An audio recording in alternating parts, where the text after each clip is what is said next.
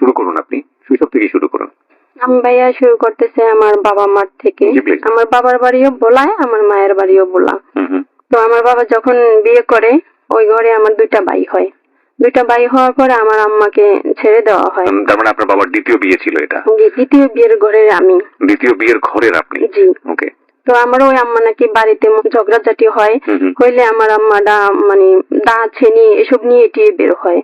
মানে আমার প্রথম আম্মা। মানে আপনারা কি দুই মা কি একসাথে থাকতেন নাকি পাশাপাশি? না, আমার ওই আম্মা ছেড়ে দেওয়ার পরে লাস্টে আমার আম্মাকে বিয়ে করা হয়েছে। আমি যতটুকু বুঝলাম যে আপনার বড় মা যিনি ছিলেন তাকে ডিভোর্স দেওয়ার পরে আপনার মাকে বিয়ে করেছিল।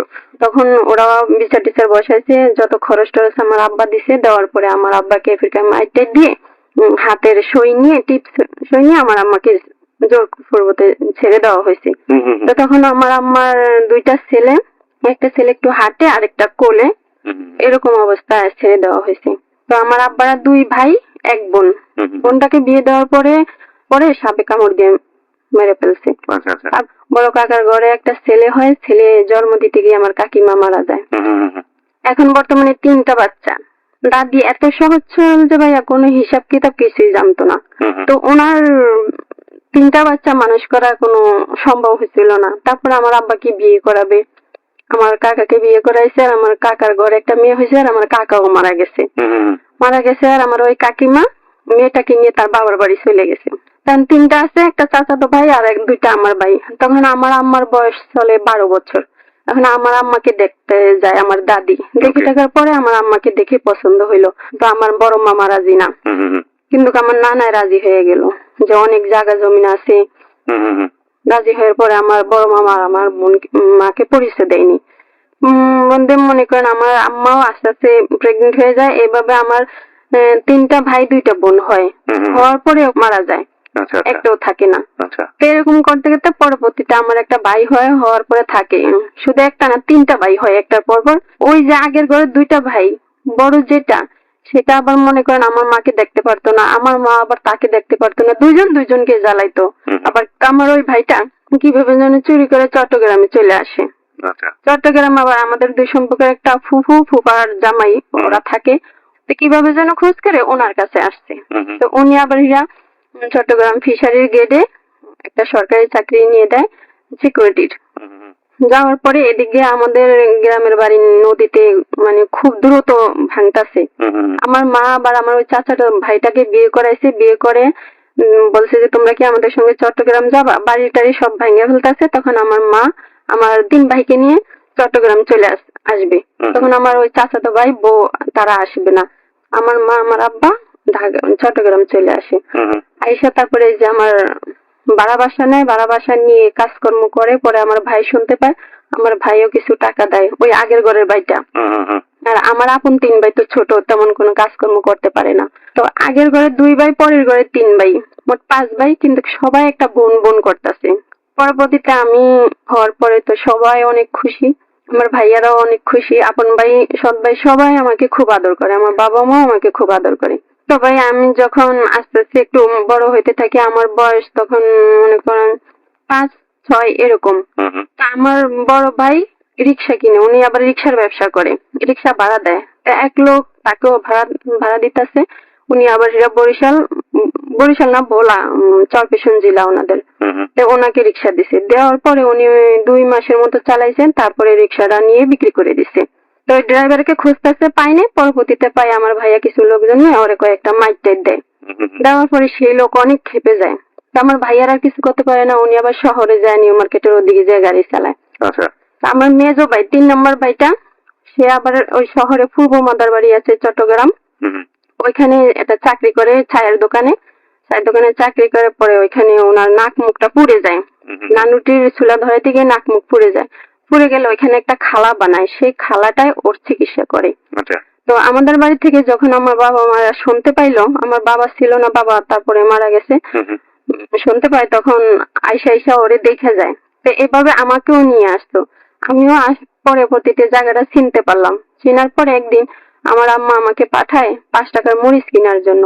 সে আমি মরিচ না কিনে কিভাবে দুষ্টামি করতে করতে নৌকাতে চড়ে যাই, নৌকাতে চড়ে এই পার চলে আসি। আমি যে কোথায় যাই এটা আর আমার তেমনই নাই। এরপর চলে আস্তে আস্তে আমি নাচতে নাচতে ওই খালার বাসায় চলে আসছি। আচ্ছা। খালার বাসা আসার পরে আমার ভাই আবার বিয়ে করে বউ নিয়ে থাকে। পরবর্তীতে কথা এটা, বউ নিয়ে থাকে। তো বউর কাছে আমি আসলাম। বউর বাসা আর খালার বাসা একই জায়গায়। আর যেই লোকটারে আমার ভাই মাইর দিছে রিক্সা চালাইছে, সেই লোকটার বাসাও এক জায়গায়, একই মানে বাড়িওয়ালার বাসা ভাড়া থাকে, একই কলোনিতে। পরবর্তীতে আমার ভাই আমার ভাবির জন্য দুপুরে খাবার নিয়ে আসছে দোকান থেকে, দোকানে চাকরি করে দোকান থেকে খাবার নিয়ে আসছে। বাসা রান্না করার মতন কোনো ব্যবস্থা নাই। পরবর্তীতে আমাকে দেখে আমার ভাবি ওই খাবারটাকে হাফ করে একটা ডিম নিয়ে আসছে, অর্ধেকটা ডিম দিছে আমাকে, আর কিছু খাবার দিছে। আমার ভাই খুব রাগারাগি করছে আমার ভাবিকে, খাবার আনছি তোর জন্য, ওকে দিছিস কেন? একজনের খাবার আনছি, দুইজনে কিভাবে খায়? তখন আমার ভাইয়াও আমাকে খুব রাগারাগি করলো, আসছিস কেন, কি জন্য আসছিস, তোর জন্য খাবার আনছি নাকি, এইসব বলতেছে। বলার পরে আমি কান্না করতে করতে আবার ফেরত চলে আসতেছি আমাদের বাড়ির দিকে। আসতে গিয়ে ভাইয়া রাস্তা হারিয়ে ফেলাইছি। এই গাছ রেখে আমি অন্য আরেকটা গাড়ি চলে গেছি। আর সেই গাড়ি ওই লোকটাও আছে, রিক্সা নিয়ে দাঁড়ানো আছে। আচ্ছা। তখন ওই লোকটা আমাকে দেখে আমাকে ধরলো, ধরে বললো তুমি কোথায় যাবা, আসছো কই থেকে, কান্না করতেছো কেন, কিভাবে আসছো? পরে আমি বলি যে ওনাকে দেখে আমি আবার একটু ভয় পেয়ে গেছি। আচ্ছা। আমি বলি যে ভাইয়া আমি তো আসছি শফিক ভাইয়ের বাসায়, এখন আর যাইতে পারি না, আপনি আমাকে একটু সাম্মান ঘাট নিয়ে দিয়ে আসেন, মাঝের ঘাট ওটাকে বলে, নিয়ে দিয়ে আসেন। পরবর্তীতে বলে আচ্ছা ঠিক আছে। উনি আমাকে ধরে রিক্সায় উঠাইলো, আমার পরনে একটা ফ্যান আর গায়ে একটা চিন্টু গেঞ্জি। আমাকে ধরে রিক্সায় উঠাইলো, উঠে উনি ওইটাকে পাথর গাড়া বলে, পাথর গাড়া গাড়ি চালায়। পাথর গাড়া আমাকে নিয়ে গেছে। কিন্তু আমি বললাম যে আপনি আমাকে কোথায় আনছেন, এটা তো আমাদের সাম্মান ঘাট না। আমি তোমাকে নিয়ে যাব, তুমি এখানে বসো। মালিকের বাসা নিয়ে আমারে বসাইছে। বসে উনি রিক্সা বন্ধ করে দিয়ে যে বাসায় থাকে আমার ভাইয়ের বাসার সামনে, ওই বাসায় আসছে। ওই বাসায় এসে ওর কিছু কাপড় চোপড় নিচ্ছে, কিছু টাকা টোকা নিচ্ছে, নিয়ে আমাকে নিয়ে জঙ্গল বাটিয়ালি ওর বড় বোন থাকে, ওইখানে চলে গেছে।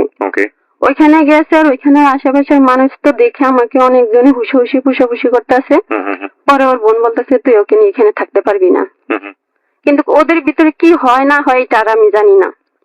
ওর বোন না কইছে ও রাত্রে এই আমারে নিয়ে গাড়িতে উঠছে, রাতে তখন 12টার দিকে। মানে কোথায় যাচ্ছে কি অবস্থা কিছু জানেন না? এখন আমি গাড়ির ভিতর অনেক কান্না করতেছি ভাই, কান্না করতেছি। ও আমার পিছনে পিঠে পায়ের এখানে সিমটি মারতেছে আর কানে কানে বলতেছে যদি একটু কান্না করিস তাহলে গাড়ি নিচে ফেলাই দেবো, জানলা দিয়ে ফেলাই দেবো, এরকম ভয়টা দেখায়। আবার গালের এরকম ধরে মুচড়িয়ে দেয় যাতে কান্না না করে। পরে আশেপাশের সিটের মানুষের জিগায় কি ব্যাপার ভাই, মেয়েটা কান্না করতেছে কেন? বলে ভাই আমার বোনের বাসাতে বেড়াইতে আসছে, আমার ছোট বোন, আমার আম্মার জন্য কান্না করে, এরকম বলে। আর ওই কানে কানে আমাকে এসব কথা বলে, আর আমার অনেক জোরে জোরে চামড়া এরকম মুচড়িয়ে দেয়, সিমটি দেয়। তখন আমি চুপ হয়ে যাই। পরে ও এরকম করতে আমি একসময় ঘুমায় গেছি অনেক রাত। ভোরে ভোরে মানে ওরা নামছে গাড়ি থেকে, নামার পরে আবার লঞ্চে চড়তে হয়। লঞ্চে চড়ার পরে হতে তো ওদের বাড়িতে যাইলে দেখি যে ওদের ছোট ছোট আমার মতো বয়সী বা আমার থেকে একটু কম বেশি হবে 3টা ভাই বোন, ছোট ছোটই ওদের। আর ওরা বড় আছে আরো 5-6 জন, ওরা 8 ভাই বোন। তো ওইখানে নিয়ে আমাকে রাখে, এই আমার জীবন শুরু হয় এখান থেকে। ওখানে নিয়ে যে আপনাকে রাখছে, ওই ছেলে তো আপনার পরিবারের সাথে পরিচিত ছিল কোনো না কোনো ভাবে, কারণ আপনার বড় ভাই রিক্সাতে চুরি করেছিল। তো কোনোভাবে কি আপনার বাড়িতে এটা খোঁজ পায়নি যে আপনাকে এভাবে সে নিয়ে গেছে? না, ও আবার মনে করেন বাড়িতে এসে 2 দিন থাইকে আমার রেখে আবার চট্টগ্রাম চলে আসছে। চট্টগ্রাম এসে রিক্সা চালাইতেছে। তো আমার সবার ভিতরে জানাজানি হয়ে গেছে। আমার এই ভাইয়ের কাছে ফোন দিছে যে এই ভাইয়ের বাসার সামনে ও থাকে। তখন আমার এই ভাইও জানে যে না এই লোক তো এখানে আছে। তখন কিছু তো ওরে মান করেনি, কিন্তু আমাদের বাড়িতে আমাকে অনেক খোঁজাখুঁজি করছে। খোঁজাখুঁজি করার পরে আস্তে আস্তে এক পর্যায়ে ভাবছে যে মরে গেছে, অনেক কবির। আপনি যখন ওই সময়টাতে ওর বাড়িতে থাকতেন, ওর বাবা মা কি আপনার বাবা মা আপনার ফ্যামিলি সম্পর্কে জানতো না? না, কিছুই জানতো না। ওর বাবা মাকে ও কি বলেছিল? ওর বাবা মাকে কি বলেছে সেটাও আমি জানি না। ওর বাবা মা আপনার সঙ্গে কিছু কোনো আচরণ করতো? কি খুব অনেক। ওর বাবা মা আমার সঙ্গে, ওর বাবাটা খুব ভালো ছিল। ওর মা আমার প্রতি যেরকম নির্যাতন করছে কোনো মা যদি কারো প্রতি। আপনার কাছ থেকে আপনাকে ওখানে রেখে চট্টগ্রাম আবার চলে আসলো। 2 দিন পরে আবার চলে আসলো। কি পরিচয় রেখে আসছিল, কি হয়েছিল আপনি কিছু? না, আমি এসব কিছু জানি না। তখন আপনার বয়স কত ছিল আনুমানিক? ভাই আমি কি বলবো না ভাইয়া, আমি কাপড় চোপড় ছাড়াই ফুসকুনিতে লাফিয়ে পড়ে গোসল করতাম। একেবারেই ছোট যেটাকে বলে। মানে আপনার ভাইয়ের বাসায় যাওয়ার জন্যই আপনার মূলত বিপদটা ঘটলো, এবং আপনার ভাই পছন্দ করেনি আপনাকে? করেনি। আমার ভাই যদি আপন ভাই ছিল না সৎ ভাই ছিল? আমার আপন ভাই ছিল। তারপর পরবর্তীতে আমাকে ওইখানে নিয়ে যায়। ওর আম্মা গ্রামের বাড়িতে ভাই আস্তে আস্তে একটু একটু করে বড় হইতেছে। আর আমি তো আমার গ্রামের চট্টগ্রাম বাড়ি এটুকুই শুধু জানি, কিন্তু কিভাবে আসতে হয়, কোথা থেকে কি কোথায় কিছুই যাইতে জানেন না? হয়, ঠিকানা মিকানা আমি কিছুই জানি না। আচ্ছা তো ওদের বাড়িতে 7টা ঘর, 7টা ঘরের ভিতরে ওরাই শুধু আলাদা, আচ্ছা। আর বাকি 6টা ঘরের সঙ্গে ওদের কোনো মিল নেই। হুম হুম হুম।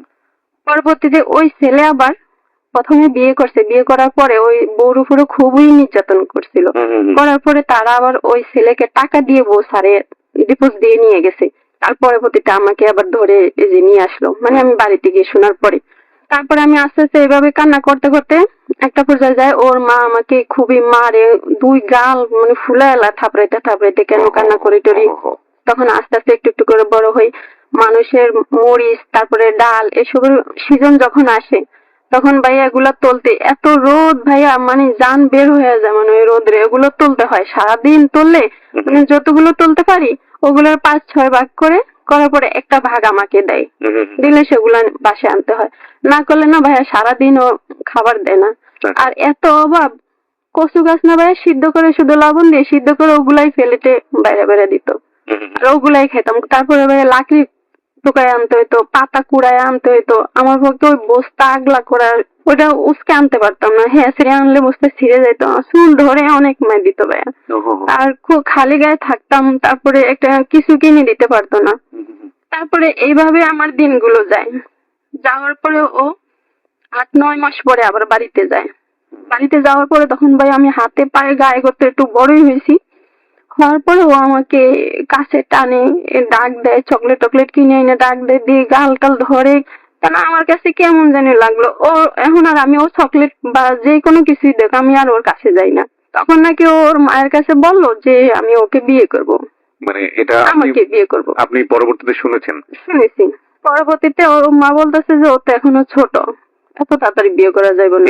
এই লোকটা বিবাহিত ছিল আগে? জি আগে বিবাহিত ছিল। পরবর্তীতে ওর মা বলছে যে না এত ছোট করা যাবে না। ওর বাপ শুনে খুবই রাগ করছে। রাগ করার পরে ও কিছুদিন থাকে 10-15 দিন থেকে আবার চট্টগ্রাম চলে গেছে। যার আবার 7-8 মাস পরে আসে। 7-8 মাস পরে এসে ফিরকে আমার চোখে খুবই পড়ে গেছে ওর। পরে ও এখন আমাকে বিয়ে করবে। ওর বাপ মা কারো কথাই শোনে না, আর ওর মা কিছু বলে না, কিন্তু ওর বাবা রাগ করে। ওর বাবাকে গালিগালাজ দিয়ে বাইর করে দেওয়া হয়। একজন হুজুর মসজিদ থেকে ডাইকা বাসায় না পরে বিয়ে করলো। বিয়ে করার পরে আমি তো ওর মায়ের কাছে শুইতাম, ওর ছোট ছোট ভাই বোন গুলো ওর মায়ের কাছে শুইতো। আইজও আমি ওর মায়ের কাছে শুয়েছি। আপনাকে বিয়ে করে ফেলেছেন? জি করে ফেলেছে। আপনার মনে আছে আপনার এই বিয়ের স্মৃতি? হ্যাঁ মনে আছে। শুনতে একজন হুজুর ডাইকে আনলো কিনা বাসা, আমাকে কি যেন বলতে বললো, আমি বলছিলাম, কিন্তু এটার মানে যে বিয়ে এটা আর আমি বুঝতে পারলাম না। আমাকে হুজুর বললো বলতে আমি বলছি, আর আমাকে আমার শাশুড়ির একটা পুরানো কাপড় পরাইছে। বিয়ে হয়ে গেল। তারপরে আমার বিয়ে হয়ে গেল। বিয়ে হওয়ার পরবর্তীতে হুজুর টুজুর চলে গেল, ঘরে ঘরে কিছু খাওয়ান টাওয়ান হইলো, আমি আবার ঘুমিয়ে পড়ছি। আমার শাশুড়িকে আমি আগে থেকেই মা মা বলে ডাকতাম। ওর বাচ্চাদের সঙ্গে মা বাবাই ডাকতাম, বুঝতে পারতাম যে এরাই আমার মা বাবা। তো ওইখানে আমি ঘুমায়া গেছি। কখন রাত কয়টার দিকে হয়েছে আমি জানি না, আমাকে কোলে করে তুলে নেওয়া হয়েছিল ফারুকের জায়গায়। ফারুক ছিল আপনার হাজবেন্ডের নাম? ওকে। ও নিয়ে গেছে, নিয়ে যাওয়ার পর ও যখন আমাকে লাড়সাড় করতেছে তখনই আমি সজাগ হয়ে গেছি। সজাগ হয়ে যে আমি একটা চিৎকার দিছে, ও আমার মুখটা ধরে খুব জোরে একটা মানে চিৎ দিছে, আমার একবারে গাল দিয়ে রক্ত বের হয়ে গেছে। পরবর্তীতে এখন আমি আর চিৎকার দিতেছি না, পরে ও আমার লগে অনেক রকমের অনেক ধরনের জোরাজোরি করতেছে। পরবর্তীতে ওর গামছা দিয়ে আমার 2টা পা, ওইটা ভাইয়া তক্তালা চৌকি পয়া, 2 পাশে পয়া আছে, পয়ার সঙ্গে মানে পা 2টাকেও বাঁধে। বাঁধার পর আর হাত 2টা ওর হাত দিয়ে আমাকে চেপে ধরে রাখে। এভাবে ভাইয়া আমার সঙ্গে শারীরিক করেন। করার পরে ভাইয়া আমার খুবই কষ্ট হয় বলতে সকালবেলা দেখি যে মানে পুরো বিছনায় অনেকগুলা গাঁটের। পরে ও দেখার পরে আমি আর উঠে দাঁড়াতেও পারছি না, এমনকি কোনো কিছু করতে পারছি না। তারপরে আমার শাশুড়িকে আমি শুনতেছি যে এত চিল্লাফিল্লা করতেছি, একই তো ঘর, খালি রুম আলাদা আলাদা, মাঝখান দিয়ে একটা পার্টিশন, তাও পাতার পার্টিশন। আমার শাশুড়ি কিছুই বলে না। তারপরে এরকম করার পরে সকালবেলা যখন দেখে যে পড়ে আছে, পরবর্তীতে ওদের চরবেশন থানা, চরবেশন জেলায় ওদের আমাকে চরবেশন নিয়ে যায় রিক্সা দিয়ে। যখন আমাকে মহিলা ডাক্তার দেখার পরে 3টা সেলাই করা হয়। 3টা সেলাই করার পরে মহিলা জিজ্ঞাসা করে উনি আপনার কি হয়, কেন এমন হয়েছে, কিভাবে এমন হয়েছে। তো ওয়াইফ বলে পরিচয় দিছে। দেওয়ার পরে মহিলা খুব রেগে গেছে। ডাক্তার রেগে যাওয়ার পরে বলে যে আপনাকে এখনই থানায় দিব, এই করবো সেই করবো। রেগে যাওয়ার পরে ওখান থেকে কোনো মতে হাতে পায়ে ধরে ধরে নিয়ে আসে, আর আমার কোনো অসুখ হইলে আমাকে ডাক্তারের কাছে নেয় না। তো এরকম করে ও 2-3 দিন থেকে আবারও চট্টগ্রাম চলে যায়। 8-9 মাস পরে আবার বাড়িতে যায়। বাড়িতে গিয়ে একই রকম কাজ করা হয় ভাই আমার লগে। তো তখন আবার মানে 2 মাস 3 মাসের মতো থাকে। এই 2-3 মাসে আমার লগে কয়েকবারই এরকম করা হয়। ওকে। তারপরে আমি এভাবে প্রেগনেন্ট হয়ে যাই। প্রেগনেন্ট হওয়ার আগে আমি আপনাকে জানতে চাই, সেটা হচ্ছে যে মেয়ে হওয়া বলে একটা ব্যাপার থাকে প্রকৃতির নিয়ম অনুযায়ী, সেটা কি সেই সময় সেই বয়সে আপনি হয়েছিল? না ভাই, সেটা আমি সেই সময় হইনি। তাহলে আপনি কিভাবে মানে প্রেগনেন্ট হবেন? ভাই এটার মানে আমিও বুঝি নাই। আর আমি যে প্রেগনেন্ট হয়েছি এটাও আমি বুঝিনি। যখন আমি আস্তে আস্তে একটু বড় হই তখন আমার আস্তে আস্তে মানে পেট বড় হইতে থাকে, তখন এটা আমার শাশুড়িরা ফলো করে, এটা আমি বুঝতে পারিনি। নোট অন দ্যাট পয়েন্ট, প্রিয় শ্রোতা, এই বিষয়টাকে আপনারা যারা অশ্লীল মনে করছেন তাদের জন্য একটু বলতে চাই, this is very hardest reality. আমাদের সোসাইটিতে এই ধরনের ঘটনা যে ঘটে না তা কিন্তু নয়। ওর ক্ষেত্রে যেটা হয়েছে একটা অন্যরকম একটা ইনসিডেন্ট, কিন্তু বাল্যবিবাহের জায়গাটি থেকে এই যে প্রেগন্যান্সি কিংবা এই যে অনাকাঙ্ক্ষিত সন্তান এবং একটা মেয়ের প্রতি শারীরিক যৌন আচরণের ক্ষেত্রে যে অন্যায় আচরণ, এগুলো কিন্তু আমাদের সমাজে হরহামেশাই ঘটছে, কিন্তু আমরা এগুলো নিয়ে কখনো ফোকাস বা লাইমলাইটে বা সেই অর্থে গণমাধ্যমে তেমন কোনো কথাবার্তা শুনি না। যেহেতু ওর বলার সুযোগ হয়েছে, সুতরাং আমরা এই জায়গাটি থেকে এই বিষয়টিকে আমরা ওর প্রতি যে অত্যাচার সেই পার্সপেক্টিভ থেকেই, সেই ভিশন থেকেই যেন আমরা বিষয়টিকে বিচার করি। অন্য কোনো দৃষ্টিভঙ্গি থেকে, অন্য কোনো ট্যাবু থেকে যেন আমরা আমাদের আজকের এই ঘটনাটিকে না নিই। এবং আমার বিশ্বাস হ্যালোইড 920 সচেতন শ্রোতা যারা রয়েছেন তারা বিষয়টিকে ঠিক সেভাবেই নেবেন। হ্যাঁ, বলুন। তারপরে আমার শাশুড়িরা এইসব ফলো করে বা বাড়ির সবাই ফলো করে। তা আমাকে অনেক চাচি টাচি জিজ্ঞাসা করে, তোর এরকম কেন, জামা টামা গায়ে দিয়ে ভালো করে থাক, এরকম হয়েছে। সবাই একটু মানে অন্য এগুলো নিয়ে মানে আলোচনা করতেছে। না ভাই আমি বুঝতাম না। আমি বুঝতে পারছি তখন সবার কাছে যখন শুনতে পারতাছি, আস্তে আস্তে একের পর এক দিনের পর দিন শুনতে পারতাছি, তখন থেকে আমি মানে বুঝতে পারতাছি। তখন 5 মাস যখন হয়, 5-6 মাস, তখন আমার পেটের ভিতরে নড়চড় করে। তখন আমি আমার মাকে বলি, শাশুড়িকে বলি, মা আমার এদিক দিয়ে ব্যথা করে, এদিক দিয়ে ব্যথা করে, নড়ে সরে। তখন আমার শাশুড়িকে চুপ থাক মানে অনেক রাগ টাগ করে, এরকম করে রাখে। তো যখন হবে ভাই আমি খুব ব্যথায় অনেক যন্ত্রণা করতেছি, কিন্তু হওয়ার 1 সপ্তাহ আগের থেকেই আমি ব্যথায় ভুগতেছি, কিন্তু কেউ একটু মাথা ঘামায় না আমারই নিয়ে। পরে আমার হাজবেন্ড চট্টগ্রাম থেকে চলে আসছে। চলে আসার পরে যেদিনকে আমার হবে, আমরা ডাক্তারের কাছে এনে না, ওরা ভয়তে একবার ডাক্তারের কাছে নিয়ে ওরা ভীষণ ভয় পাইছে। পুলিশে দিয়ে দেয়। এখন তো প্রেগনেন্ট অবস্থায় যদি নেয় তাহলে তো আরো বিপদে পড়ে যাবে। তো ভাইয়া ওদের দেশে এরকম নাকি বাচ্চা হইতে যদি কষ্ট হয় তাহলে হুজুর থেকে বা কবিরাজ থেকে তাবিজ আনে, পানি পড়া নিয়ে আসে। পানি পড়া মানে তাবিজ আনে, একটা তাবিজ। ওইটা মনে করেন বাচ্চা হওয়া পর্যন্ত বাধা থাকবে, বাচ্চাটা যখন হওয়ার সঙ্গে সঙ্গে এটা খুলে ফেলতে হবে, না হলে নাকি নারী টারিও বের হয়ে যায়, এরকম শুনেছি। আচ্ছা। আমার ক্ষেত্রে এরকম করছে। আবার কি মক্কার একটা ফুল, ওই ফুলটা মানে শুকনো ফুল, ওইটাকে যখন পানিতে ভিজানো হয় ওইটা একবারে পুরাটা মেলে যায়, তাজা হয়ে যায়। ওই ফুলটারও পানি খাওয়া হয়েছে, রসুন টসুন ছেঁচা মেচা কতগুলা খাওয়া হয়েছে। এরকম করার পরে তারপরে ভাইয়া বাচ্চা হয় যে ভাইয়া 2টা বাচ্চা, মানে টুইন ছিল আপনার? ও মাই গড। একটা মেয়ে একটা ছেলে। আর 2টা বাচ্চা ভাইয়া দেখলে মনে হবে যেন বিড়ালের বাচ্চার মতো, এতটুকু বাচ্চা। আমি জীবনে এরকম বাচ্চা দেখিনি। বাচ্চা হওয়ার পরে আমার না মাথায় রক্ত উঠে গেছে, আর রক্তটা ভাই আমার নাক দিয়ে আসে, কখনো কাশি দিলে মুখ দিয়েও আসে। পরবর্তীতে ডাক্তারের সঙ্গে যে আলাপ করছে পরে ওরা বলছে যে ওরে শুইতে দিয়েন না, ওরে মাথা সঙ্গে বালিশ দিয়ে ওরে ঠেকে বসে রাখেন যাতে রক্তটা নিচে মিখে নেমে আসে। আর কিছু ওষুধও দিছে। তারপর আমার শাশুড়ি আমারে 5 দিনের মাথায় রান্নাঘরে যাইতে বলতেছে। রান্নাঘরে যায়। বাচ্চা দুটো কি বেঁচে ছিল? জি বেঁচে ছিল। ওকে। রান্নাঘরে যাইতেছে, আমি রান্নাঘরে যাই খের দিয়ে চুলায় জাল দিতেছি। তো তখন ভাইয়া শীতকাল ছিল, বাচ্চা 2টাকে ঘুম পড়াইছে আমার শাশুড়ি। আমি ওদেরকে আমি নিজেকে করতে পারি না এখনো। আমি রান্নাঘরে করতেছি, সে যেন কোথায় গেছে। ছেলেটা প্রস্রাব করে দিছে, প্রস্রাব করে ও কান্না করতেছে। এখন আমি বুঝতে পারতেছি না যে আমি এখানে জাল দিব না ওদের কাছে যাব। আমি জালই দিয়ে যাচ্ছি খের দিয়ে। তো আমার হাজবেন্ড কোথা থেকে আসছে এটা আর আমি জানি না। রান্নাঘর আর শোয়ার ঘরটা আলাদাই।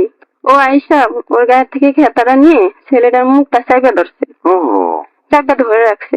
তখন আমি এই জিনিসটা ফলো করলাম যে ও এতক্ষণ কি জোরে জোরে কান্না করতেছে, এখন যে আর কান্না করে না, পড়ে গেছে নাকি। আমি আবার গেছি লাঠি দিয়ে জালটারে বাইরে নিবে, তারপরে গেছি যাই দেখি যে ও ওইরকম ওরে এরকম মুখটা চাইপা ধরে রাখছে। পরে আমি হাই করে এরকম ওরে ধাক্কা দিছি, ও আবার পড়ে গেছে। আর ভাইয়া ওইখানে একটা বাস ছিল, এরকম বাস না ভাইয়া, ওইটা মাথা আবার মুনসা, ওইটা দিয়ে যে ধান টান করে গাঁথা করে, গাঁথার ভিতরে ধান দিয়ে করে, ওইটা দিয়ে আমার একটা মাথায় বাড়ি দেয়। আপনার হাজবেন্ড? জি, মাথায় বাড়ি দিলে আমি আবার ওইখানে হারায় ফেলে এরকম। ও হো হো। আমি এমনি খুবই ক্লান্ত ভাই, আমার সবসময় ব্লাড ভাঙতেই আছে। হুম হুম হুম। পরে ওর এত জোর ভাইয়া, চোখগুলো লাল হয়ে যায় যখন রাগ হয়, আর জিহ্বা পুরাটা বের করে ফেলে, বের করে জিহ্বা কামড় দিয়ে হুম হুম। তারপরে মারে। আবার পড়ে গেছে, এর ভিতরে আবার আমার গলাটা টিপে ধরছে। তো ওর মুহূর্তে আমার শাশুড়ি আসছে, আইসা দেখে যে এরকম। পরবর্তীতে আমার সারা ঘরে ব্লাড টেলাড পরে টরে পরে, এর ভিতরে আমাকে গড়াগড়ি খাওয়াচ্ছে, আমার গলাটা টিপে ধরছে। পরে আমার শাশুড়িকে যদি মরে যায় তখন কি করবি, তখন পারবি নিজের বাঁচাইতে, সে বলে তারপরে ওরা ছুটেছে, ছুটে এরপরে আমার ধইরা চোখেতে শোয়াইছে। চোখেতে শোয়া আমার শাশুড়ি আমার নাকে মুখে পানি টানি নাকি ছিটাইছিল। আবার কে যেন জানলা দিয়ে, ওদের সঙ্গে কারো লগে কোনো মিল নাই, আমার সঙ্গে যদি কারো লগে কথা বলে তাহলে তাদের সঙ্গে মারপিট বাজিয়ে দেয়। মানে আপনার হাজবেন্ড? জি। আগের বউটাকে নাকি এরকম আশেপাশের মানুষের তাল টাল দিয়ে তারপরে বের করে দিছে। এজন্য ওরা কারোর লগে মিশে না, ওদের কারোর সঙ্গে মিশতে দেয় না। জি। এরকম করার পরে ভাইয়া, বাচ্চা দুটার বয়স 2.5 মাস, 2 থেকে 2.5 মাস, তখন আমার হাজবেন্ড আবার চট্টগ্রাম আসে, আইসা আমাদের বাড়িতে আসে। ও তো আমাদের বাড়ি চিনে। আসে, আইসা আমার আম্মাকে সালাম দেয়, দিয়ে বলে যেটা হয়েছে হয়ে গেছে, আপনাদের নাতিন হয়েছে, নাতি হয়েছে, এখন দেখতে যাবেন না। আমার আম্মা তো খুশিতে পুরা পাগল, আমার মেয়ে বাইসা আছে। আমার বাইরে শুইনা দোকান থেকে তারা খুব হুমকি টুমকি দিয়ে আমার ওই ভাই লাঠি টাঠি নিয়ে আইসে ওরে মারবে আবার। কিন্তু আমার মা ঠেকেছে যে দেখ তোর বোনই বাইসা আছে, শুধু তা না তোর বলে ভাগনা ভাগ্নি হয়েছে, এখন ঠান্ডা মাথায় কি করবি এইটা ভাব। এটা চিন্তা ভাবনা করে আমার মা আমার বাড়িতে করছে, আর আমার জামাই এখান থেকে চলে আসছে। 1 মাস না 15 দিন এরকম পরে আমার আম্মা 2টা ভ্যান গাড়ি বইরা অনেক কিছু নিয়ে গেছে, ল্যাপটপ, হাঁস মুরগি, তারপরে আপনার মা? জি আমার মা। আপন মা? হ্যাঁ। কত বছর পর এটা হয়? ভাই আমি অনুমানিক বছর বছর হিসাব জানেন না আপনি?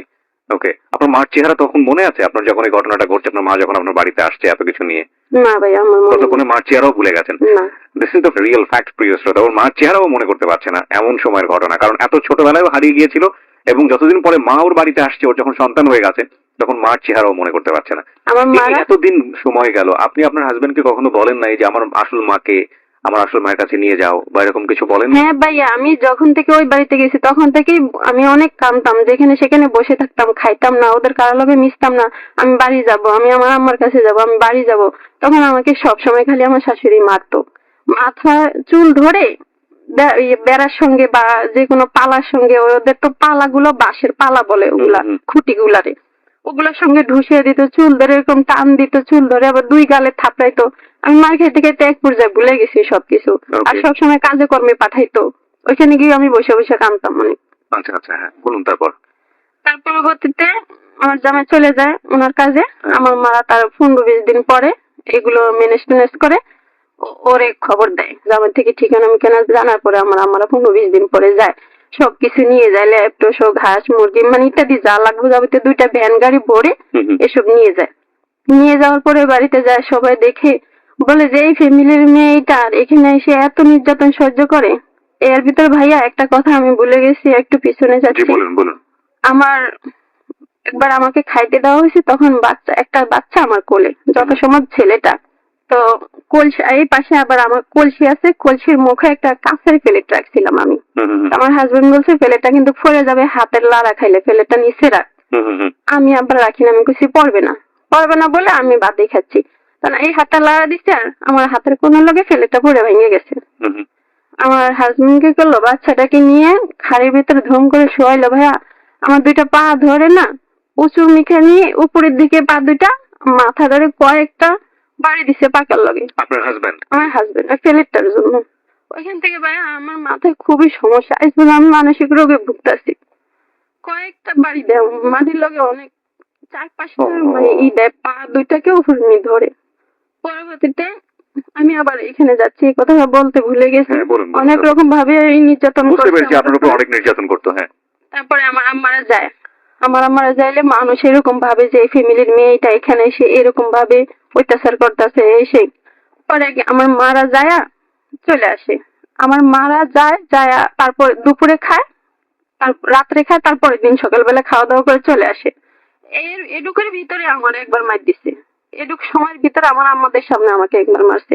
আমাদের বাড়ি থেকে ভাই 8 কেজি চাল ধরবো ওরকম একটা পাতিল নিছে, আমার শাশুড়ি বলতেছে নতুন পাতিলে ভাত বসাতে, আমার হাজবেন্ড বলতেছে দাদার পুরানো পাতিলে ভাত বসাতে। এখন আমি কারটা শুনবো? আমি আমার শাশুড়ির ডাই শুনছি। এটা কেন করলাম? সবাই তো পুরোপুরি অবাক হয়ে গেছে।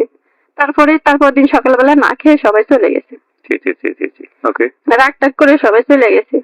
যাওয়ার পরবর্তীতে আমার শাশুড়ি এখন আর আমাকে খাবার দেয় না, বলে মা বাবা আসতে এখন তোমার তেল বেড়ে গেছে, যে মানে বিভিন্ন রকমের কথা বলতেছে। আমাকে জুদা করে দেওয়া হইলো। জুতা মানে? জুতা মানে আলাদা করে দেওয়া আলাদা করে দেওয়া হলো। ওকে। রুম- আপনি যে এতদিন পর আপনার মাকে দেখলেন, আপনার অনুভূতিটা কেমন ছিল? ভাই আমার কোনো অনুভূতি ছিল না, যেটা আমার মা, আমি মাকে জড়িয়ে ধরি বা মাকে যেই করে, আমার কাছে সব মা, ভাই, ভাবি, আমি তো কোনো সময় ভাবি টাবি দেখি নাই। ভাই করে ছোট ছোট দেখেছি, যে যা জড়িয়ে ধরবে এরা, মানে সবই আমার পর মনে হয়েছে। আপন বলতে একটা আগ্রহ যে ভিতরের, আমার আপন জনেদের কাছে যাই, এরকম কোনো হয়নি। এই জন্যই আমরা বলে থাকি যে life is more than drama. জীবন নাটকের চেয়ে অনেক অনেক বেশি নাটকীয়। এই সিনটাই যদি আপনি নাটকে দেখতেন, তাহলে বহুবার এক একটা সিন বহু রকম করে ক্যাপশন দিয়ে, বহুবার বহু অ্যাঙ্গেল থেকে ক্যামেরা ঘুরিয়ে মাকে বুকে জড়িয়ে ধরা বিভিন্ন রকমের বিভিন্ন কিছু করে দেখানো হতো। এবং এই সিনটা দেখাতেই মোটামুটি 3 দিন 3টা সিরিয়াল এবং 3 সপ্তাহ মোটামুটি পার করে দেওয়া হতো। কিন্তু দ্য হার্ডেস্ট রিয়েলিটি ইজ কোনো ফিলই হয়নি এই মেয়েটার। ওকে, যাই হোক, তারপর আমার শুধু আপনজন ওদেরকেই মনে হয়েছে ভাই, ও যে আমার স্বামী তাও মনে হয় না। ওরে ওর ভাই বোনদের সঙ্গে ভাইয়া ভাইয়া বলতাম, ওরে ভাইয়াই মনে হয়েছে, বাবা মা এদেরকেই মনে হয়েছে। কিন্তু ওদের কাছে আমি তেমন যাইতাম না। আমার মা আমার মাথা হাত বুলিয়ে দেয়, আমার কপালে চুমা খায়, আমার কাছে ওরকম লাগে না, আমার লজ্জা লজ্জা ভাব লাগে কেমন যেন। তারপর দিনে সকালবেলা আমার মা বাবা সবাই না খেয়ে চলে আসে।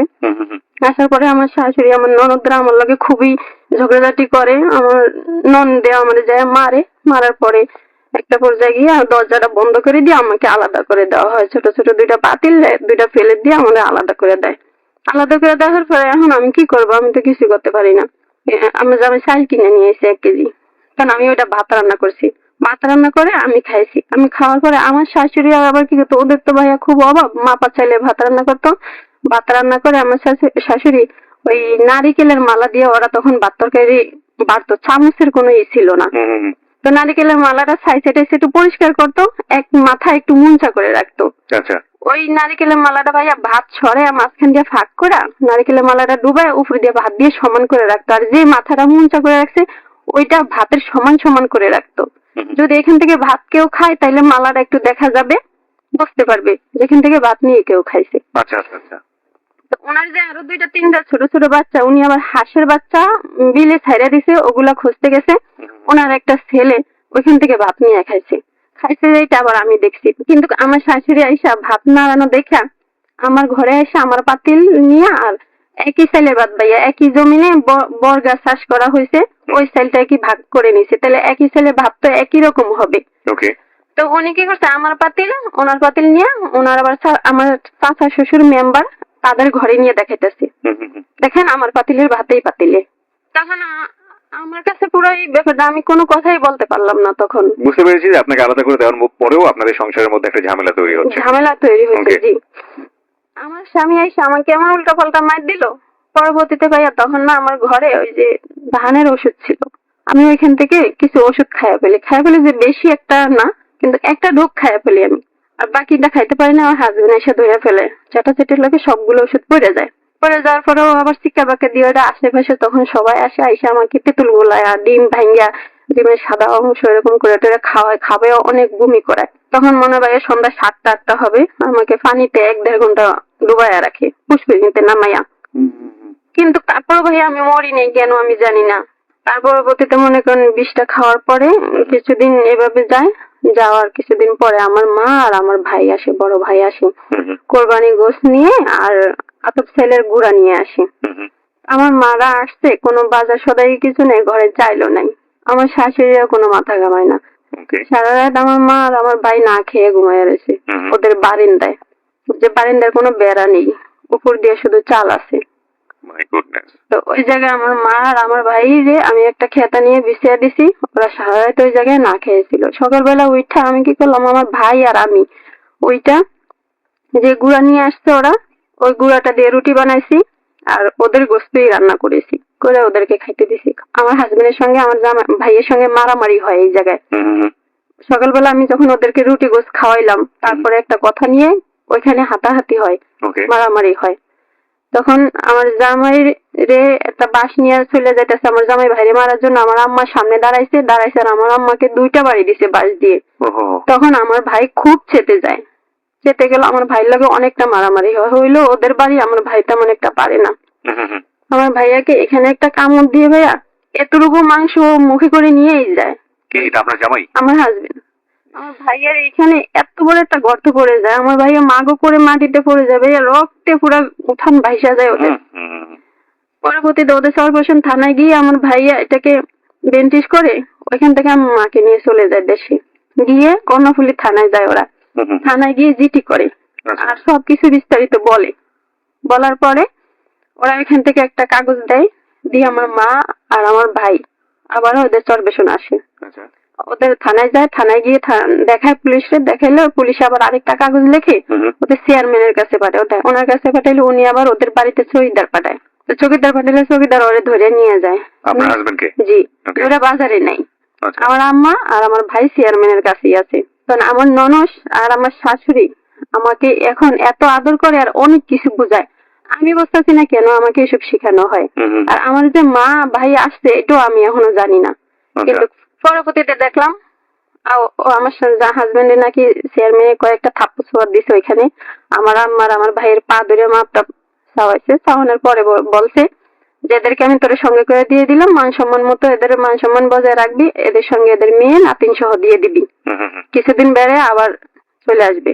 পরবর্তীতে ওরা বাড়িতে আসছে, আমার হাজবেন্ড আমাকে বলতেছে বাবুদের কাপড় চোপড় করছি আর তোমার কাপড় চোপড় করছি আর লও। কারণ আমি আমার মা আর ভাইকে তো দেখলাম, আমি বুঝতে পারছি মনে হয় আমাকে নিবে। নিয়ে আমাকে নিয়ে চট্টগ্রাম চলে আসে। চট্টগ্রাম চলে আসার পরে আমার ভাইয়ের মনে ক্ষেপ, ওকে যদি আমি একবার চট্টগ্রাম পাই তাহলে ওরে মাটির লগে মিশিয়ে এলাম। কিন্তু এটা আমার হাজবেন্ডও বুঝতে পারছে। আমি চট্টগ্রাম আসার পরে ভাইয়া আমার বাসার ভিতরে অবস্থা দেখে ভাইয়া আমি এত নাচতাছি মনে হয় যেন পৃথিবীতে আমি এখন আসছি। আমি ওদের বাথরুমে ব্রাশ দেখি, ফেস দেখি, শ্যাম্পু দেখি, এসব দেখি, এসব তো আমি কখনো চিন্তামই না ভাইয়া। চুলার ছাই আছে না ভাইয়া, ওই ছাই দিয়ে দাঁত মাজতাম আমরা। বুঝতে পেরেছি। ওই জায়গা থেকে আপনি এখন আমি বাড়িতে আসার পরে এসব দেখে ভাই আমি খুব, আমার কাছে সবকিছু অন্যরকম লাগে যে পৃথিবী কেমন, আমি কোথা থেকে কোথায় আসলাম। এদের ফেস টেস আমি ধরে দেখি, এটা কি ওইটা কি, এসব নাড়ি সারি আর খুব নিজে মনে মনে অনেক আনন্দ পাই, লাফাচ্ছি, এ করছি সে করছি। পরে ওরাও আমাকে আবার এডি কিনে দিচ্ছে, ব্রাশ কিনে দেয়, বলে যে দাঁত মাছ সাবান দিয়ে বাথরুমের ভিতরে ঝর্ণা ছাড়া গোসল করি, অন্যরকম একটা আনন্দ লাগে। পরবর্তীতে এরকম করতে করতে ভাইয়া মনে হয় অনেক দিন যায়, 1-1.5 বছর 2 বছরের কাছাকাছি যায়। যাওয়ার পরে ওই বাচ্চাগুলাকে আমার ভাইয়ের বাচ্চার সঙ্গে মসজিদে পাঠানো হয় সকালবেলায়, আবার রাস্তায় সবসময় ধুলা বালু লয়ে খেলে, ওরা খেলে টেলে দুপুরে আবার বাসায় আসে। তো সবসময় তো এরকম ফুট করে ওরা একদিন দুইজনই হারিয়ে গেছে, ওদেরকে আর খুঁজে পাওয়া যাচ্ছে না। সব জায়গায় শহর বন্দর যেখানে চট্টগ্রাম আছে সব জায়গায় খোঁজ নেওয়া হয়েছে, বাচ্চা দুটাকে ও নিয়ে গেছে। ও আসলে নিয়ে গেছে বাচ্চাটাকে? ও আসলে অনেক দিন ধরেই চট্টগ্রাম থাকতো, তবে গা ঢাকা দিয়ে সুযোগ পায় একদিন ওরা বাচ্চা নিয়ে গেছে। তো ছেলেটাকে নিয়ে ওদের বাড়ির পাশে এক বাড়ি আছে, আমি চিনতাম ওই বাড়ি, ওই বাড়িতে গরু রাখার কাজে দিছে, আর মেয়েটাকে ঢাকায় বাসায় কাজে দিছে। পরবর্তীতে আমরা তো আর এসব কিছু জানি না, আমরা খোঁজ করতেছি, করার পর এক পর্যায়ে অফ হয়ে গেলাম, পাইলাম না বাচ্চা দুইটাকে। পরে 1 বছর কেটে যায়। 1 বছর পরে ও একদিন আসে, আমাকে নেওয়ার জন্য কিছু লোকের টাকা খাওয়ায়। তো টাকা খাওয়ার পরে যাদেরকে টাকা খাওয়ায় তারা আবার এলাকায় চিপাই সাপাই একটু মাস্তানি টাস্তানি করে, আর আমার ভাইরে মাইর দেওয়ার জন্য কিছু টাকা দেয়। তখন এটা আবার আমার ভাই শুনতে পারছে, জানাজানি হয়ে গেছে। জানাজানি হয়ে যাওয়ার পরে আমার ভাই আমার মাকে নিয়ে আর আমার ছোট বোনটাকে নিয়ে আমাদেরকে ঢাকায় পাঠিয়ে দেয়। একদিন রাতের 12টার গাড়িতে 1 মাসের চাল ডাল যা যা কিনা লাগবে ওইসব দিয়ে আমাদেরকে 3 জনকে ঢাকা পাঠিয়ে দেয়। ঢাকা আমরা কখনোই চিনি না বা চিন্তাম না। ঢাকায় আইসা গাড়িতে আমরা জিজ্ঞাসা করে যে আপনারা কোথায় নামবেন, আমিও জানি না বলতে, আমার আম্মাও জানে না বলতে যে আমরা কোথায় যাব। বলি শুধু ঢাকায় যাবো। ঢাকায় কোন জায়গায় যাবেন? আমিও কান্দাছি, আমার মা কান্দাছে, মার কান্না দেখে আমিও কান্দাছি। কান্না করার পরে বলে যে, আমি বলি যে আপনারা আমাকে ঢাকায় নিয়ে যে কোনো একটা জায়গায় নামিয়ে দিয়েন। পরে দিয়ে ফার্ম গেট নামিয়ে দিছে। ফার্ম গেট পার্কের পাশে ভাই আমরা সারাদিন ছিলাম। তো এখানে ভাইয়া শসা, টমেটো, কিছু আপেল পচা এগুলো আবার পয়সা গেলে ওইরকম ফিকে মেরে মেরে রাস্তার সাইডে ফেলে দেয়, ওগুলো আমরা টুকে টুকে 2 বোনে খাই। আমি একটু থামাচ্ছি আপনাকে, আমি পুরো বিষয়টা বুঝে উঠতে পারিনি। আপনি কেন গেলেন ঢাকাতে? কি দরকার ছিল ঢাকাতে যাওয়ার? ঢাকাতে ওই যে ভাইয়া ওই লোক আমাদের এলাকায় চিপা চাপা কিছু লোকজন আছে একটু সন্ত্রাসী টাইপের, মাস্তান টাইপের, ওদেরকে কিছু টাকা খাওয়াইছে আমাকে তুলে নেওয়ার জন্য, নিয়ে ওর কাছে দিতে। তো ঢাকায় কারা ছিল? ঢাকায় কেউ ছিল না ভাইয়া, কেউ ছিল না, এমনি অজান্তেই এই অচেনা একটা জায়গায় বাড়ি জমাচ্ছেন? এছাড়া আমাদের কি করবেন ঢাকায় এসে? কোনো প্ল্যান পরিকল্পনা না, কিছু ছিল? কোনো প্ল্যান পরিকল্পনা ছিল না। আমাদেরকে লুকানো হয় যে আপনারা ঢাকায় গিয়ে যে কোনো একটা জায়গায় থাকবেন, বাসা টাসা ভাড়া নিয়ে ওইখান থেকে কিছুদিন পরে নিয়ে আসবো, এরকম বলে পাঠানো হয়। আপনার ভাই পাঠায়? আমার বড় ভাই পাঠায়। তো আপনারা কোথায় বাসা নেবেন আপনার বড় ভাই কেমনে জানবে? জানি না ভাইয়া, মানে পরবর্তীতে তখন ভাইয়া চিঠি লেখালেখি হইতো, চিঠিতে আর এই যে অনেক দোকানে ইন্টারকম টেলিফোন ছিল, টেলিফোনে কথা হতো। ওকে, হ্যাঁ বলুন।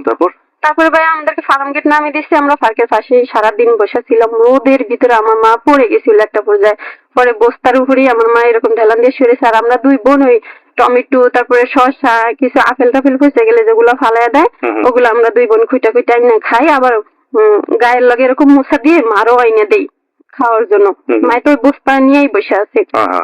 পরে এরকম করতে করতে সারাদিন গেল। বিকেল যখন 4টা-5টা বাজে যেতেছে, একটা আপেল, যে লোকটাই আপেল ফালাইছে আমরা ওইটা টুকে টুকে খাই, ওই লোকটাই আমাদেরকে ফলো করছে।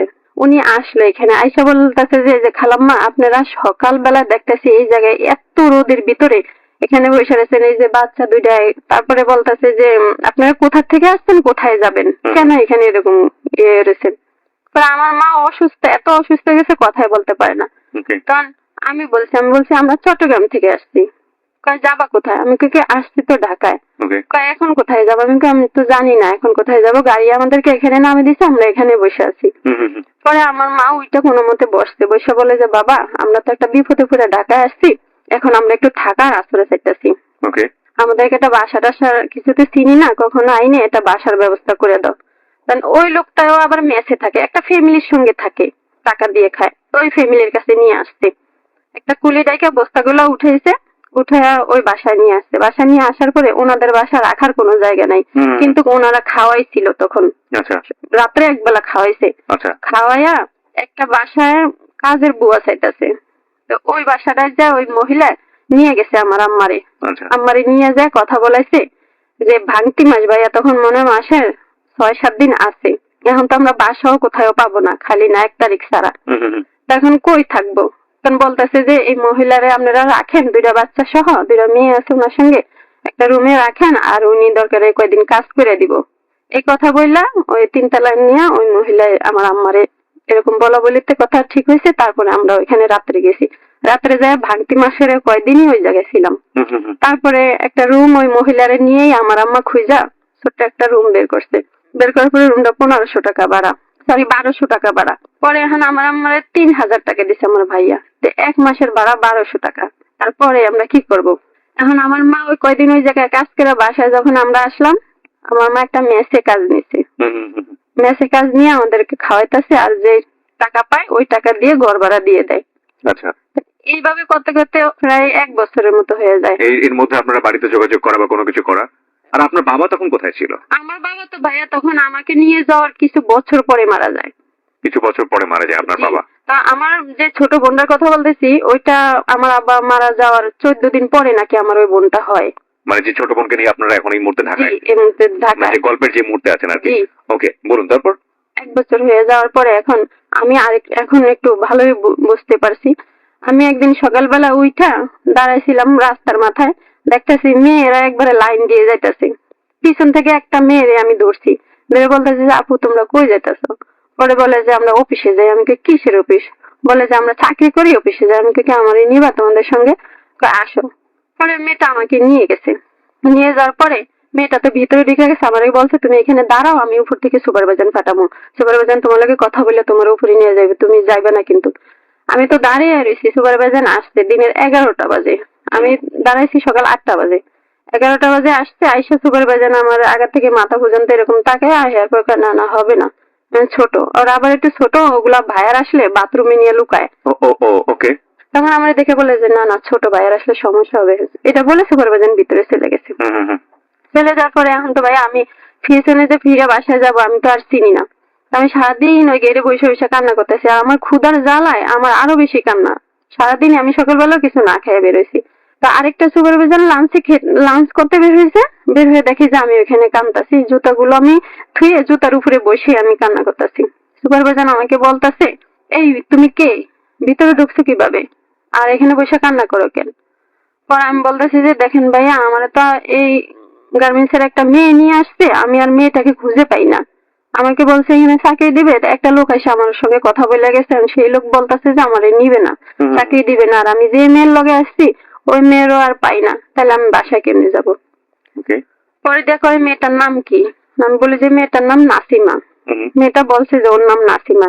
পরে দিয়া ওই লোকটা কয় তুমি এখানে থাকো। উনি আবার দোকানে গিয়ে খেতে আসলো, আইসা আমাকে উপরে নিয়ে গেল।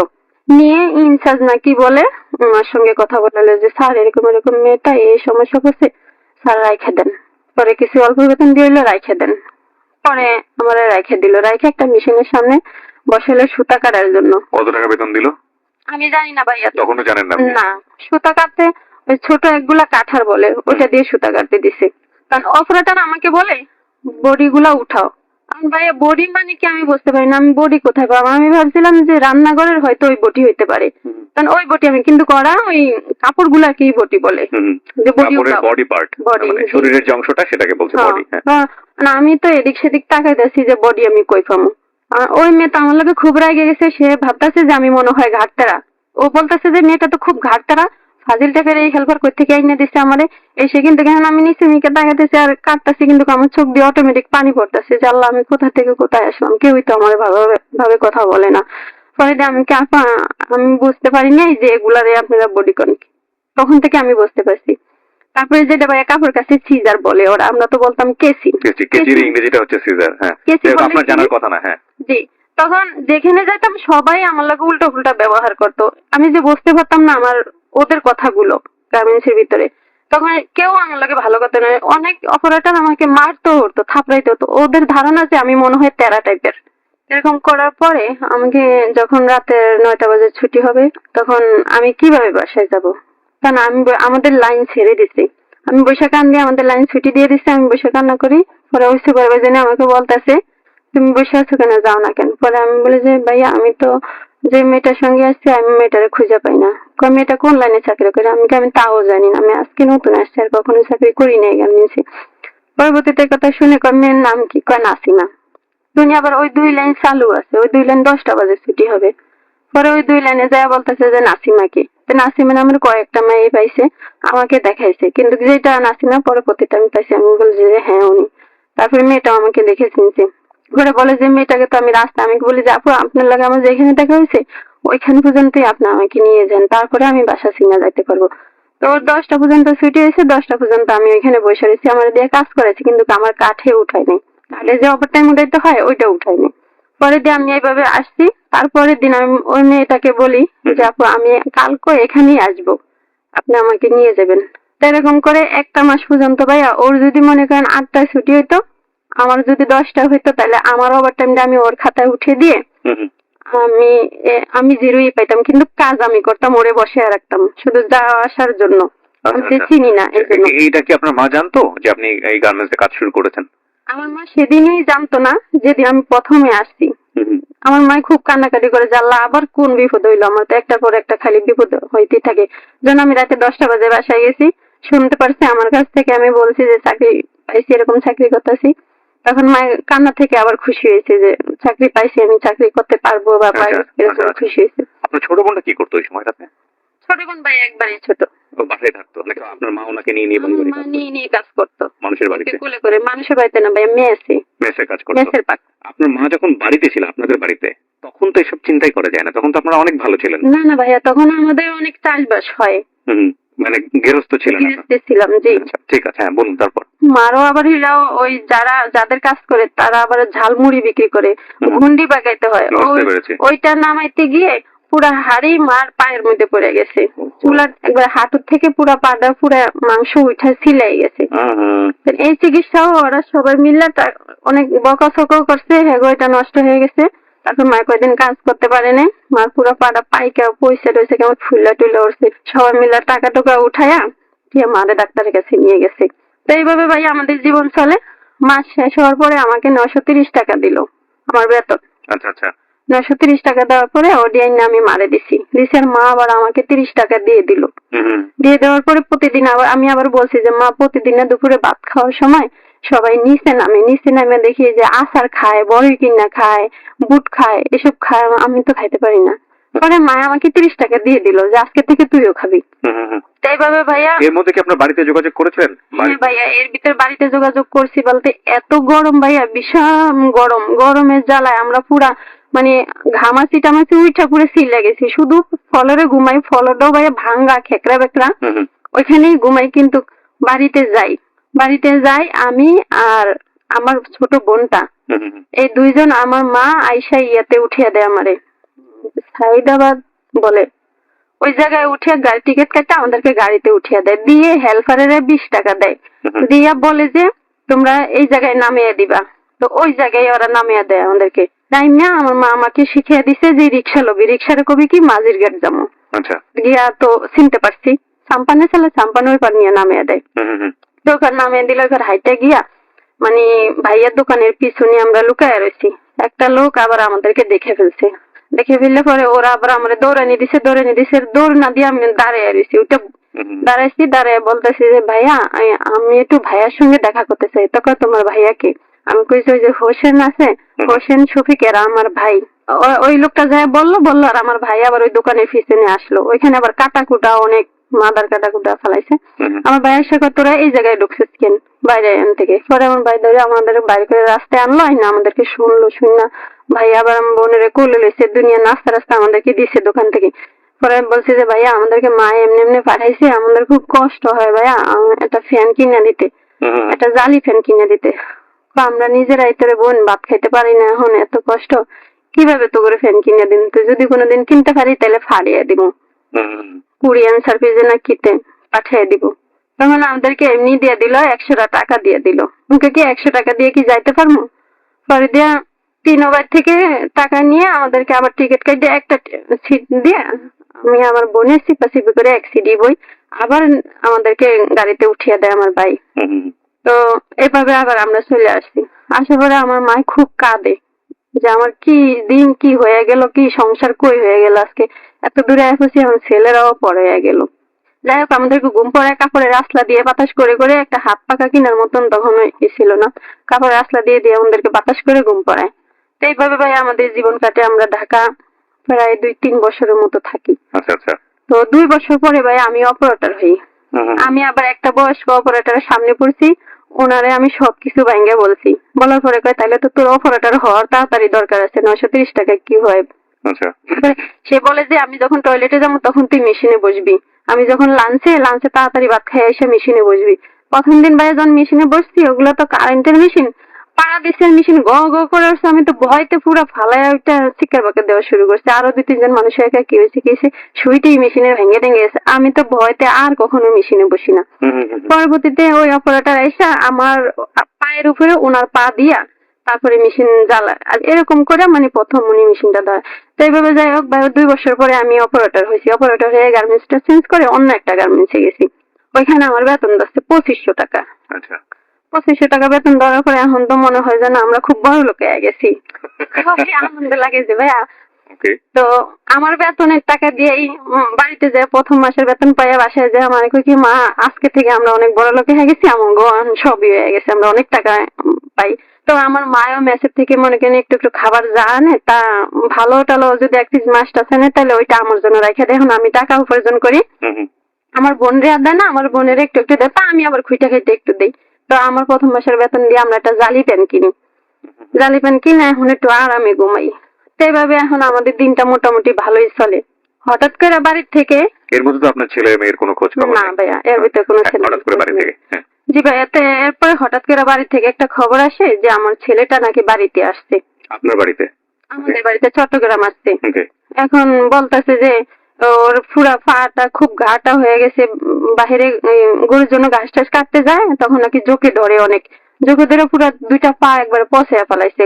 বাড়িতে আসছে, আমার ভাবি ঘরে জায়গা দেয় না, আমার ভাইস্তারা মারে অনেক ধরে টোরা। তো এখানে সেখানে রাস্তায় ঘাটে কাগজ টাগজ দিছে, শুয়ে থাকে।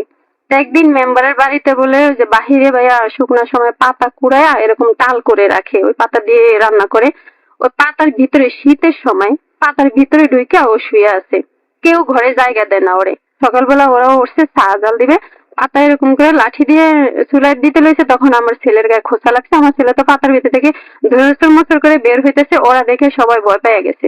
ভয় পেয়ে চিৎকার বাক্কার দিয়া হচ্ছে যে এই ছেলেকে পরে শুনে যে এটা হোসেনের শফিকের বাইগনা।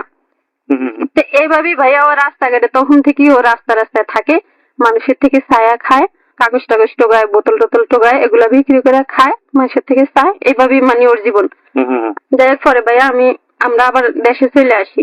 চট্টগ্রামে আসার পরে যখন আমার ছেলেটাকে দেখি, আমার একটু ঘৃণা লাগে যায়, কিন্তু ও যে আমার ছেলে, ওরে আমি টাইনা বুকে নেবো এমন কোনো আমার ভিতরে থাকে না, ফিলিংস থাকে না। না, আমি ওরে দেখে আমি নিজেও নাকটা মুসকি, কেমন রাস্তাঘাটে পোলাপান দেয় কেমন থাকে, ময়লায় ছয়লায় সারা গা হাত পা কিরকম।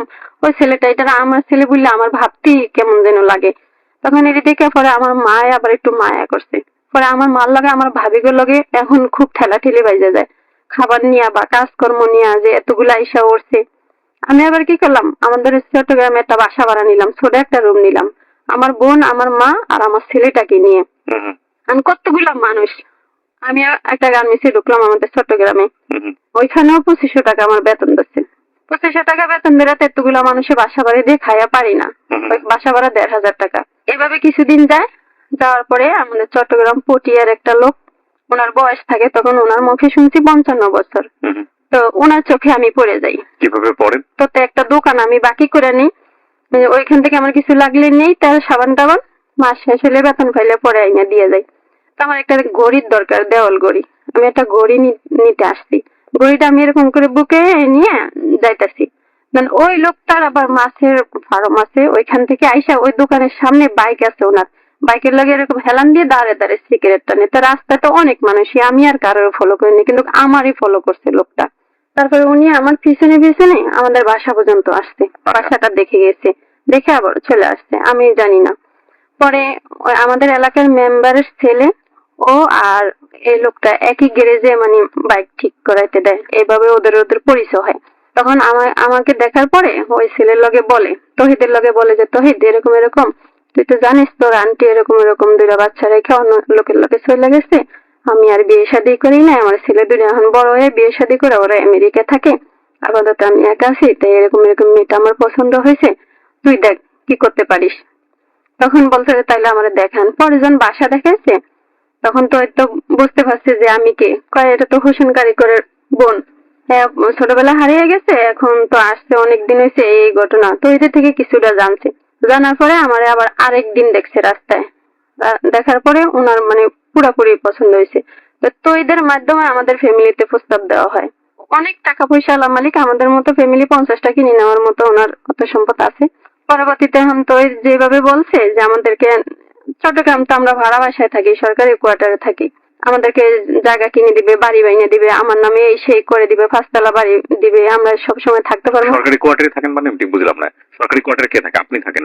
আমার ভাইরা, ওই যে আমার ভাই প্রথম থেকে একটা চাকরি করে সরকারি, বিয়ে করার পরে কোয়ার্টার পাইছে ওই জায়গায়। তারপরে দেখার পরে এখন আমার ভাবিরা লোভে পড়ে গেছে টাকা পয়সার, উনি এত কোটিপতি, কিন্তু উনি যে কে এটা কিন্তু ওরা দেখেনি, উনি দেখতে কেমন এটাও দেখেনি, ওনার শুধু টাকা পয়সার কথা শুনি ওনারও মানে ফিট হয়ে গেছে। তখন আমি বলতেছি যে এত বয়স্ক একটা লোক, আচ্ছা ঠিক আছে আমিও রাজি হয়েছি, কিন্তু আমি ওনাকে দেখবো। তো দেখতে গিয়ে ওনাকে দেখে তো আমার মোটো পছন্দ হলো না ভাইয়া, পুরাটা মাথা টাক, মাথায় কোনো চুল নেই, আর ওনার এত বড় গোপ যে গোপের জন্য নিচে মুখটা দেখা যাচ্ছে না, এত বড়, আর গোপ গুলো এরকম বাঁকা করে দেয় দুই পাশে দিয়ে, মানে হাত দিয়ে এরকম ঘুরে বাঁকা করে দেয়, আর চোখ গুলো একবারে মিউ মিউ করে, চামড়া টামড়া ঝুলে গেছে একেবারে। ওনাকে দেখে আমার মোটো দাদার মতো মনে হয়, দাদা বললে ওনাকে ঠিক হবে, বাবাও না। তো ওনাকে এক নজর দেখি আমার পুরোপুরি ভক্তি উঠে গেছে। আমি সেখান থেকে সঙ্গে সঙ্গে আইসা বাসায় এসে মার লগে অনেক কান্নাকাটি করলাম যে মা আমি কি দোষ করছি, আমার কেন এরকম বারবার হয় আমার লগে, আপনারা লোকটার তো একবার একটু দেখতে ছিলেন না যে উনি দেখতে কেমন, শুধু টাকাটারির কথা শুনছেন, আর টাকা দেখেন না, খানো নাই। তারপরে আমার ভাইয়ের লগে বললো যে ও তো এরকম কান্নাকাটি করে, তাহলে তোরা লোকটারে দেখ। তো দেখতে কইলো, আমার ভাই দেখলো, আমার একটা ভাবিও দেখলো, দেখার পরে কয় আমার বুদ্ধি দিল, উনি হয়তো কিছুদিন পরে মরে যাবে, তখন তো তোর বাড়ি গাড়ি বিশাল সম্পত্তি তোরই থাকবে, তখন না হয় তুই পরবর্তীতে আবার একটা কিছু করার ইচ্ছা থাকলে করিস, ছেলে মেয়ে দুইটাও এখন মানুষ হবে, এরাও মানুষ হবে, আর তুইও সুখে থাকলি, আমাদের ঘর টানতে পারলি, এটাই ওরা দেখলো। মানে অনেক বুঝাইলা যদি ভালো জায়গায় দিতে চাই তাহলে তোদের ভাই তো কিছুই নেই, ভালো টাকা লাগবে, ভালো পয়সা লাগবে, আমাদের চট্টগ্রামে অনেক যৌতুক নেওয়া দেওয়া হয় ভাইয়া। হুম, তারপরে এসে বললো, এসে বলার পরে আমি বললাম যে মা না, আমি এটাতে কিছুতেই রাজি না। আমি কি করলাম, ঢাকায় কারোরে না বইলে চলে আসলাম। আচ্ছা। এপির একা আসলাম কোথায়, এই যে নোয়াখালীর ভাবি ফার্মগেট। ফার্মগেট যখন আমরা থাকতাম আমার আম্মাকে নিয়ে, তখন যে নোয়াখালী একটা ভাবির সঙ্গে পরিচয় হয়েছে, ওনারা আমাকে দেখতে রাখতো, সমস্যা হলে ওনারা আসতো, পাশে দাঁড়াইতো। ওই ভাবির কাছে এসে উঠছি। ওঠার পরে ভাবি আমার থেকে জানলো, আমি ভাবিরে বললাম এই ব্যাপার। তো ওই লোক আবার জানতে পারলো যে আমি ঢাকায় চলে আসছি। ও ওনার বাড়ি আবার মগবাজার ৪৪ রেলগেট, ওনাদের ৫ তলা বাড়ি আছে নিজেদের। উনি এই বাড়িতে আসলো, আসার পরে উনি অন্য একটা নাম্বার দিয়ে আমার সঙ্গে কথা বললো, অন্য লোকের মাধ্যমে। এই বয়স্ক লোকটা? জি, এই বয়স্ক লোকটার নাম হচ্ছে একরাম। তিনি অন্য একজনের মাধ্যমে আমার লগে কিছুদিন কথা বললো। একটা জোয়ান জান মানুষ দিয়েই আমার সঙ্গে কথা বলাইছে। তো কথাটা রেকর্ডিং করার পরবর্তীতে উনিও আবার শুনতো যে আমি কি বলতাম, মোবাইলে অটো রেকর্ড করে রাখতো। তো এইভাবে পরে আমার খোঁজ নিল যে আমি কোথায় আছি। আমি বললাম যে আমি ফার্ম গেট থাকি, এই আমি বাড়ি থেকে বেড়াইতে আছি, আমি ভাবির কাছে চাকরি টাকরি করি, এসব কিছুই বলতাম না ওই লোকটার লাগে, ভালো ভালো কথা বলতাম। শুনে উনি ফার্ম গেট ওই ঠিকানা মতো আসছে। ফার্ম গেট আইসা সে আমাকে খুঁজে বের করলো। আমার ভাবি বললো আচ্ছা ঠিক আছে বাসায় আসতে বল। তখন বাসায় আসলো, ওনাকে আমি বললাম বাসায় আসতে। তো উনি আবার কি করলো, পার্লারে গিয়ে ভাই সাইজা গুইজা আসছে। তো বাড়িতে আমি যেরকম একবারে বিশ্রী দেখছি ওরকম বিশ্রী আর এখন দেখা যাচ্ছে না, এখন একটু মোটামুটি ভালোই লাগছে। মানে যে লোকটা আপনাকে বিয়ে করতে যাচ্ছে তার কথা বলছেন? হ্যাঁ, তার কথা বলছি। তা আমার ভাবিরা দেখে কর না, দেখতে শুনতে তো ভালোই আছে, বয়স একটু বেশি, তাতে কি হয়েছে, তাহলে তোরও তো একটা সমস্যা আছে, আবার একটা বাচ্চা, এখন 2টা বাচ্চা। যাই হোক, ওইটারে যদি পাস তাহলে পাইলি, আর না হয় এটারে একটু মানুষ কর। আমার এই ভাবিও বুঝে যা। পরে আমার এই ভাবি ডাইকা ওনার সঙ্গে কথাবার্তি বললো, বলা টলা করে কয় তাইলে ভাবি আপনারাই এখানে ই করেন, ওর তো বাড়ির ফ্যামিলি তেমন একটা ঠিক নাই, এক একজন এক এক রকম, তাহলে আপনি এখানে গার্ডিয়ান হয়ে একটা কিছু করেন। তখন কয় ভাই আমি তো ওর কিছু না, আসলে এইভাবে এভাবে পরিচয় হয়েছে, তাহলে আমার এত টাকা পয়সা করবেন। কয় ভাবি আপনি সেটা চিন্তা করেন না, উনি সঙ্গে সঙ্গে 10,000 টাকা বের করে দেয়। আচ্ছা আচ্ছা। দিয়ে বলে যে ভাবি আপনি মার্কেট টার্কেট করে এখন আপাতত টুকিটাকি দেন, পরে আমার মতো করে আমি ওরে সাজিয়ে নিবো। তা না, আমার ভাবি কি করলো, 2 টাকা 10 টাকা 5 টাকা এরকম দামের সাজগোজ কিনে নিয়ে আইলো আমার লাগিয়া।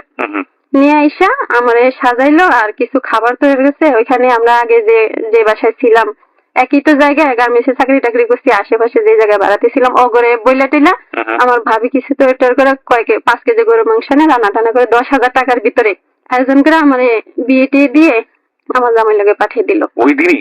ওই দিনই। ওকে ওকে। ওই দিনই, ওই রাত্রি বিকালে পরিচয় হয়েছে, রাতের ভিতরে সবকিছু কমপ্লিট।